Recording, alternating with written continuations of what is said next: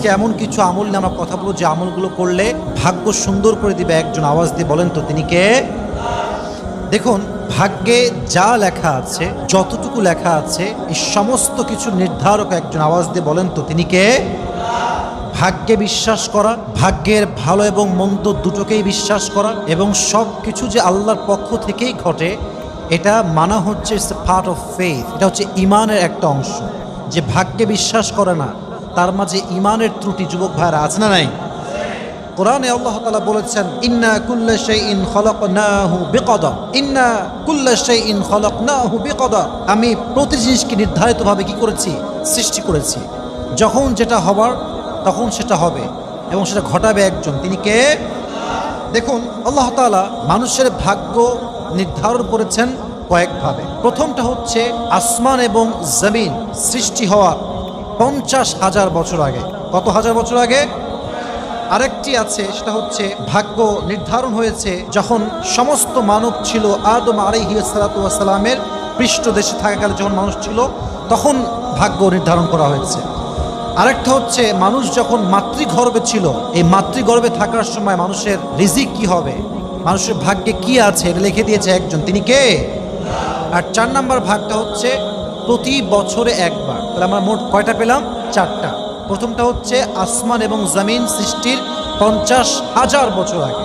আরেকটা হচ্ছে আদম আলাইহিস সালাতু ওয়াস সালামের পৃষ্ঠদেশে থাকাকালে আল্লাহ তাআলা ভাগ্য নির্ধারণ করেছেন। 3 নম্বর হচ্ছে মাতৃগর্ভে থাকা অবস্থায়। 4 নম্বর হচ্ছে প্রতি বছরে।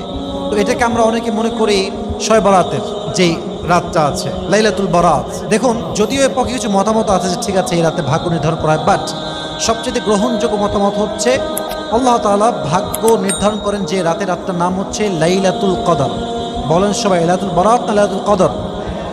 লাইলাতুল কদর। কোরআনে এটার দলিলও আছে, ইন্না আনজালনাহু ফি লাইলাতুল কদর ওয়া মা আদরাকা মা লাইলাতুল কদর লাইলাতুল কদরি খায়রুম মিন আলফি শাহর। এটা হচ্ছে সেই রাত যেই রাত আল্লাহ তাআলা কোরআন নাযিল করেছেন, এবং ফিহা ইউফরাকু কুল্লু আমরিন হাকিম। এই যে সূরাটা, ইন্না আনজালনাহু ফি লাইলাতিন মুবারাকা ইন্না কুন্না মুনযিরিন, আমি কোরআনটা নাযিল করেছি একটি বরকতপূর্ণ রাতে। এই যে বরকতপূর্ণ রাত, এই বরকতপূর্ণ রাতটাই হচ্ছে লাইলাতুল বরাত অনেকে বলে, আর বেশিরভাগ মত অনুযায়ী এই রাতটা হচ্ছে লাইলাতুল কদর। তাহলে বোঝা গেল ভাগ্য নির্ধারণ হয় এটা কি বরাত নাকি কদর? কদরে। আল্লাহ তাআলা আমাদেরকে বোঝার তৌফিক দান করুক। সকলে আমরা পড়ছি আমিন। ভাগ্য পরিবর্তন অনেকগুলো আমল আছে।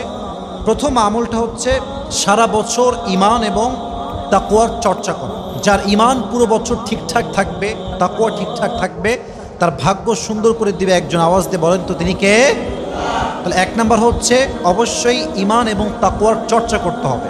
2, যদি ভাগ্যকে সুন্দর করতে চান অবশ্যই আপনাকে বেশি বেশি ইস্তেগফার পাঠ করতে হবে। সকলেই পড়েন আস্তাগফিরুল্লাহ। যে ব্যক্তি বেশি বেশি ইস্তেগফার পাঠ করে তার রিজিকে আল্লাহ বরকত দান করেন, তার বিপদ থেকে আল্লাহ রক্ষা করেন এবং তাকে আল্লাহ তাআলা ভাগ্যে সুন্দর কিছু লিখে দেয়। সুবহানাল্লাহ পড়বেন না সবাই?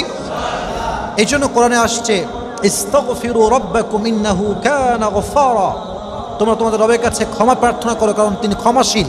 অতএব আমরা বেশি বেশি ইস্তেগফার পাঠ করবো তো ইনশাআল্লাহ। 3 নম্বর, ভাগ্য সুন্দর করতে চাইলে রিদা বিল কদা, দ্যাট মিনস ভাগ্যে যা আছে, যতটুকু আছে, যা পেয়েছেন তাতেই খুশি হয়ে পড়বেন আলহামদুলিল্লাহ। সবাই পড়েন আলহামদুলিল্লাহ। এতে করে কি ফায়দা হবে? লাইন শাকারতুম লাযীদান্নাকুম, যে তার ভাগ্যে যা আছে ততটুকু যদি সে সন্তুষ্ট হয়ে যায় আল্লাহ তার নিয়ামতকে আরো ডবল করে দেয়, আরো বাড়ায় দেয়। সুবহানাল্লাহ। তাহলে আমরা সকলেই যা আছে ভাগ্যে এতেই পড়বো আলহামদুলিল্লাহ। সকলেই পড়েন আলহামদুলিল্লাহ। 4 নম্বর, বেশি বেশি দান সাদকা করা। দান সাদকা করলে কি হয়? আল্লাহ তাআলা বিপদ দূর করে দেয়, বালাই থেকে মুক্তি দান করে, পাশাপাশি রিজিকে বরকত দান করে, সম্পদে বরকত দান করে, ভাগ্যে ভালো কিছু লেখা হয়। সুবহানাল্লাহ পড়বেন না আপনারা সবাই? এজন্য আল্লাহ তাআলা আমাদেরকে দান করতে মোটিভেট করেছেন। অতএব আমরা যদি ভাগ্যে সুন্দর কিছু চাই আমরা বেশি বেশি দান করবো, রাজেছেন তো ইনশাআল্লাহ? 5 নম্বর, ভাগ্য পরিবর্তন করতে চাইলে দোয়া করতে হবে বেশি বেশি। দোয়া হাদিসে আসছে, আত-তাকদীরু লা ইয়ারুদ ইল্লা দুআ, ভাগ্য পরিবর্তন হয় না কখনো, বাট যদি ভাগ্য কেউ পরিবর্তন করতে চায় একটাই মাধ্যম দোয়া। দোয়া দিয়ে বান্দা তার ভাগ্যকে পরিবর্তন করতে পারে সুবহানাল্লাহ পড়ার সময়। তাহলে এই দোয়া দিয়ে আমরা ভাগ্যকে পরিবর্তন করা ট্রাই করবো ইনশাআল্লাহ। 6 নাম্বার শেষ আমল এটা, কেউ যদি ভাগ্যের পরিবর্তন চায়, রিজিকে বরকত চায়, আত্মীয়তার সম্পর্ক ভালো রাখতে হবে। হাদিসে আসছে যদি কেউ তার রিজিকে বরকত চায়, মান সাররাহু আইয়ুবসাতা ফি রিজকিহি আও ইয়ানসা লাহু ফি আথরিহি ফালইয়াসিল রাহিমা। যদি কেউ তার রিজিকে বরকত চায় এবং সে চায় তার আয়ু বৃদ্ধি পাক, তার হায়াত বৃদ্ধি পাক, সে যদি আত্মীয়র সঙ্গে ভালো সম্পর্ক বজায় রাখে, নানা মামা খালা খালু সবার সাথে, আর তার ভাগ্য পরিবর্তন করবে, তার হায়াতকে বাড়ায় দেবে। সকলেই পড়েন সুবহানাল্লাহ। আল্লাহ তাআলা আমাদের সবাইকে ভাগ্যের এই 6টি আমল বেশি বেশি করার তৌফিক দান করুন। সকলেই পড়া আমিন।